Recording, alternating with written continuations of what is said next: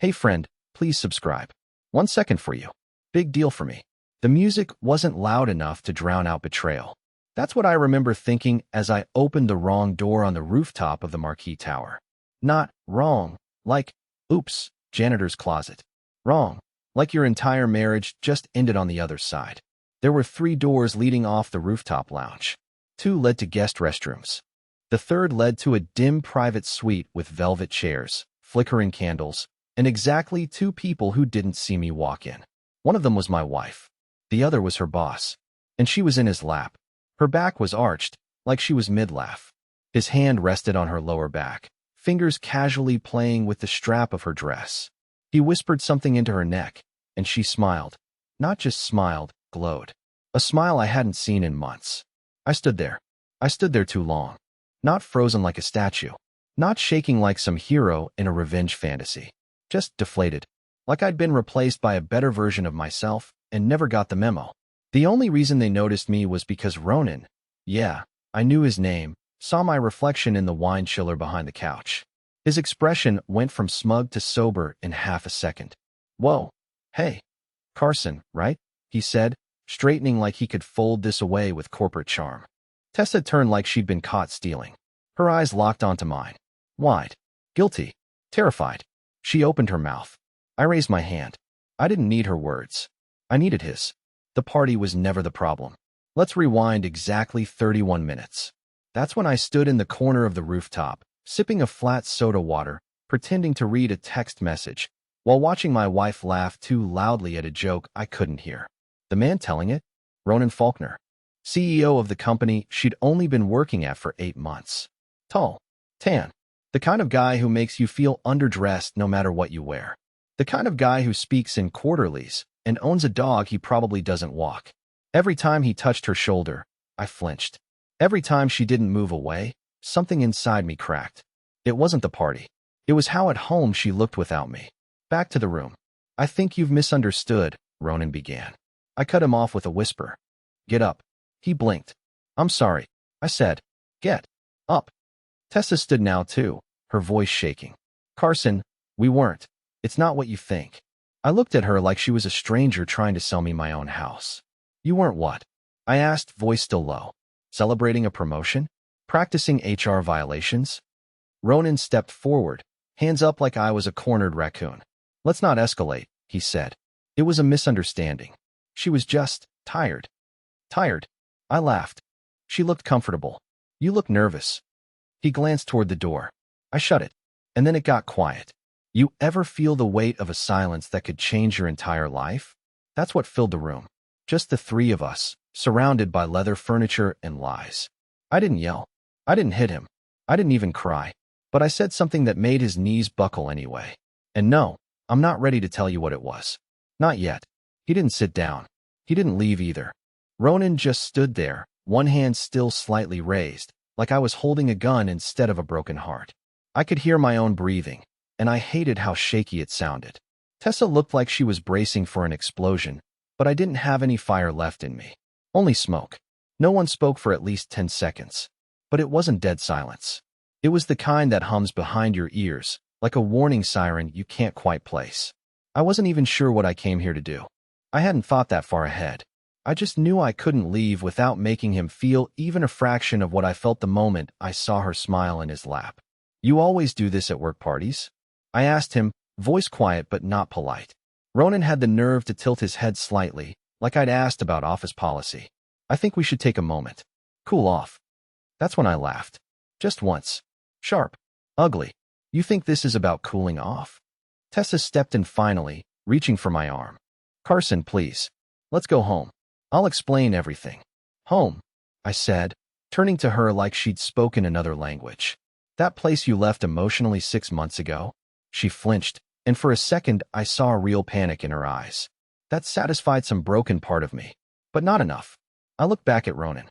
Tell me something, I said. Does your wife know? He blinked. I'm not married. Of course he wasn't. Just then, a knock hit the door behind me.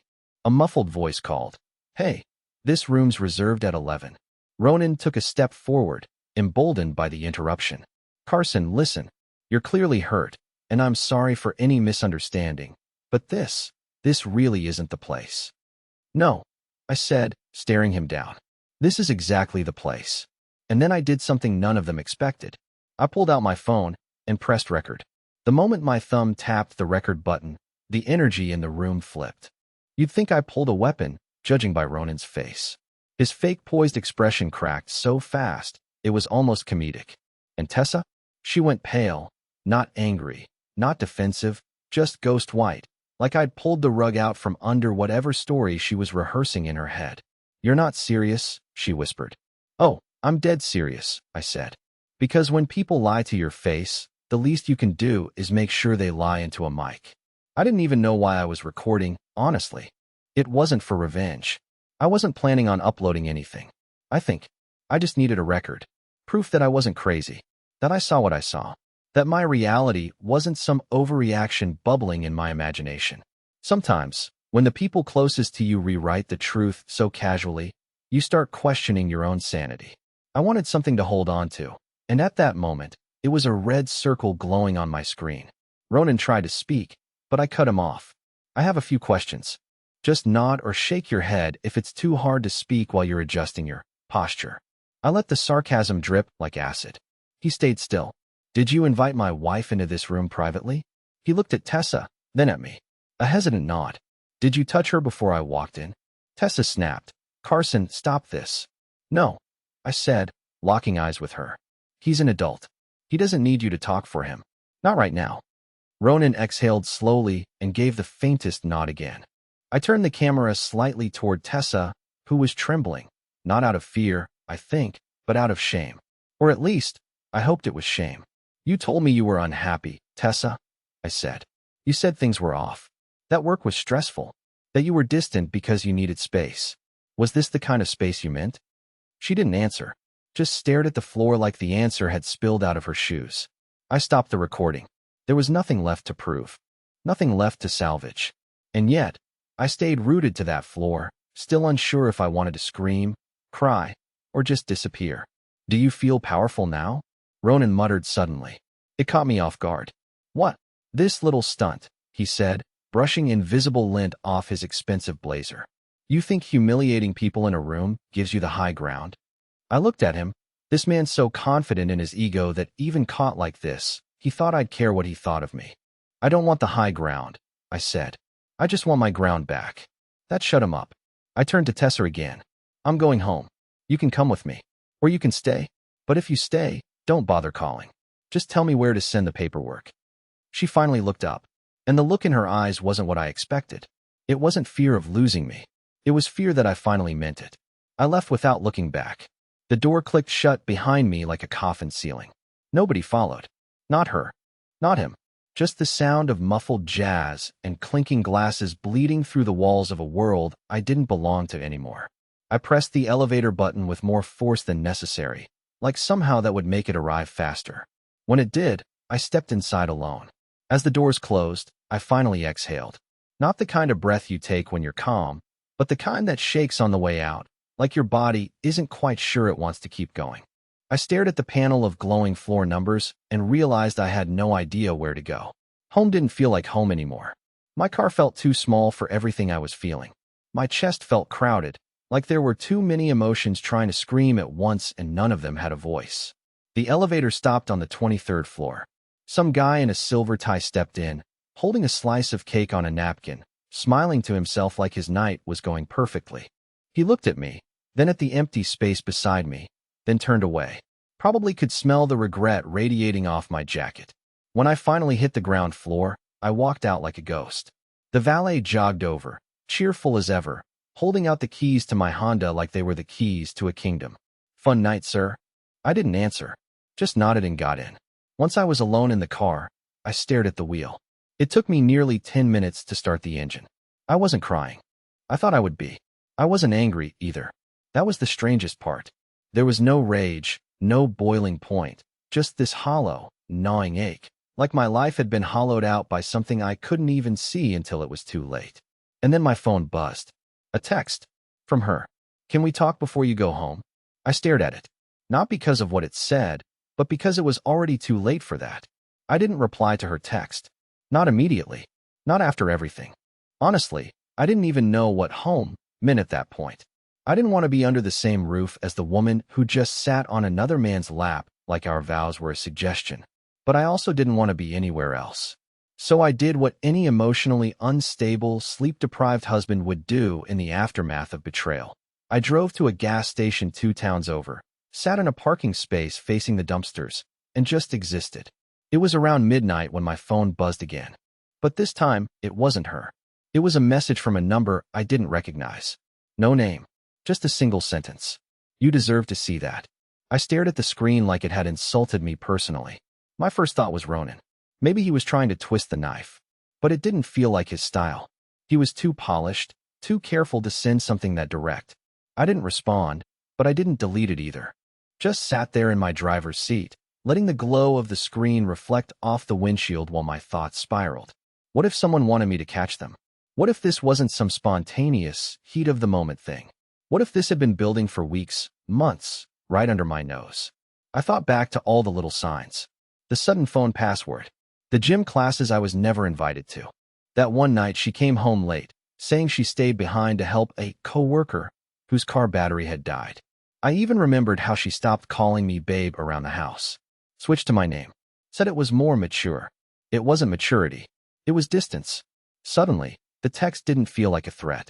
It felt like a clue. Like someone out there wanted me to put the puzzle together. So I texted back. "Who is this?" The dots appeared, then vanished. Appeared again, then nothing. I stared at the screen for 5 full minutes, waiting. Nothing else came through. I started the car and drove home in silence. No music, no calls, just the sound of tires on wet asphalt and my heart trying to outrun itself. When I finally pulled into the driveway, her car was parked out front. She was home. Of course she was.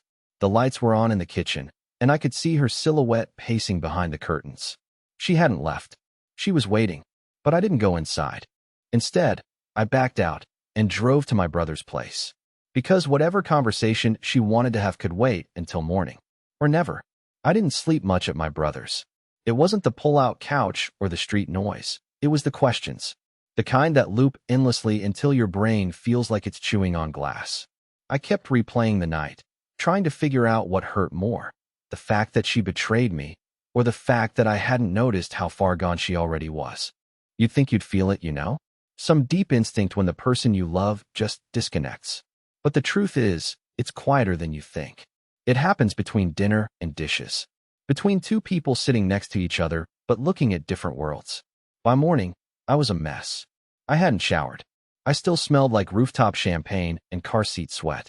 I had 6 unread texts from her and one from a number that still didn't have a name. The same number that messaged me the night before.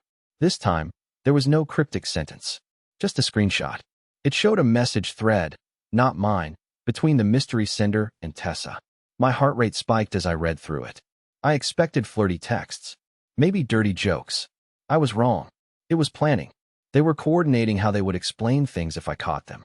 There were exact phrases she told him to use. "If he walks in, just say I was venting to you about marriage stuff. It's believable. He overthinks everything. Just stay calm and let me do the talking." She didn't even try to protect me from the truth. She tried to outsmart me. I stared at the screenshot for a long time before I finally replied. "Who are you?" The reply came quickly this time. "Someone who was in that room before you were." I froze. That meant what? An employee? A friend? A third person at the party? Someone who knew them? Then came a second message. "You're not the first husband. Just the first one who stayed long enough to catch them." My mouth went dry. I didn't know what to believe, but it didn't feel like a bluff. There was detail in the way it was said. Oh wait. I sat on the edge of the couch, thumb hovering over my phone, debating whether I should confront her with it, when my brother walked in with coffee and said, "You gonna tell me what the hell happened last night? Or do I have to read about it in a police report?" I didn't answer, because for the first time, I wasn't sure I knew the full story anymore. I didn't go straight to her. Not yet. Instead, I drove around aimlessly for nearly an hour, letting my phone sit face down on the passenger seat while my mind rearranged what I thought I knew. That screenshot kept burning through my thoughts like a cigarette left on fabric, quiet, but permanent. There's something different about betrayal when it's premeditated. Accidental cheating is one kind of pain. Planning the lie in advance, that's a whole new cruelty. I kept wondering how long she'd been rehearsing for a moment like that. How many times she'd imagined my face when I walked in. And the worst part? How calm she was when it happened. Eventually, I pulled into our driveway, heart thudding like I was about to walk into a courtroom. Her car was still there, and so was mine from the night before. She hadn't left. Or maybe she couldn't. I wasn't sure which one scared me more. I walked through the front door like a stranger, half expecting to find her pretending to fold laundry or drink tea like nothing had happened. But she was already sitting at the kitchen table, fully dressed, eyes swollen, holding her phone like it might jump out of her hand. She looked up the second I walked in, and there was this flicker of something in her eyes. Guilt, maybe, or relief that I hadn't vanished for good. "You didn't answer," she said quietly. I didn't. Instead, I slid the phone across the table, screen still open to the screenshot. Her face changed before my eyes. It wasn't just panic. It was recognition. Her lips parted, but she didn't speak right away. I let the silence linger. Let her feel it. "Where did you get this?" she finally whispered. "Does it matter?" I asked. "Are you denying it?" She looked down, thumb nervously circling the rim of her coffee mug. "No, I'm not denying it. But it didn't happen the way you think." "No." I raised an eyebrow. "So which part am I confused about? The cheating, or the strategy session about how to lie to me if I caught you?" She didn't have a good answer. Just more silence. That was becoming her thing lately. Silence where truth should have lived. And then I asked her something I didn't expect to ask. "Who else have you done this to?" She blinked, confused. "What do you mean?" "That message," I said. "They told me I'm not the first husband. Just the first one who stayed long enough to catch you." "So who else, Tessa? Who came before me?" That's when she paled. And I mean visibly. "Tessa," I said, this time slower. "Who was the last husband?" She stood up suddenly and turned away, pressing her hand to her face. "It wasn't like that." "That's not a name," I said. She turned back, eyes wet now. "It was years ago. Before you. Before we met. I wasn't the only one, Carson. Ronan has a pattern. He uses women at work. Women in relationships. And I was part of it then. I thought I'd grown out of that version of me. I thought I left it behind." "But you didn't," I said. She shook her head. "And now you've brought that pattern into our house," I said, my voice cracking despite every effort to hold it together. "You weren't just a victim this time. You knew who he was. And you still went back." "I didn't plan to," she whispered. "It just started again." "Of course it did," I said. "You were never finished with it." Her tears weren't loud, but they were real. I could see that. And for a second, I hated that part of me still wanted to comfort her. But I didn't. Because something else had taken root inside me now. Something colder, something sharper. Because if there was another husband before me, maybe he deserved answers too. It took me 3 full days to track the number. Not because I had special tools, but because I was stubborn. I wasn't ready to let this all fade into a sad memory without knowing the full picture. Eventually, I found out it belonged to a woman named Julia, a former assistant at Ronan's company. She had worked under him for nearly 2 years and left without warning 6 months before Tessa joined. Her name had come up once or twice, buried in offhand stories my wife had told, but never with any real detail. Just another forgotten face in corporate turnover. I called her. She picked up on the second ring, like she'd been waiting. I didn't need to introduce myself. She knew. Said she'd watched this happen before. Ronan finding someone emotionally available but a little lost, someone just vulnerable enough to mistake attention for admiration.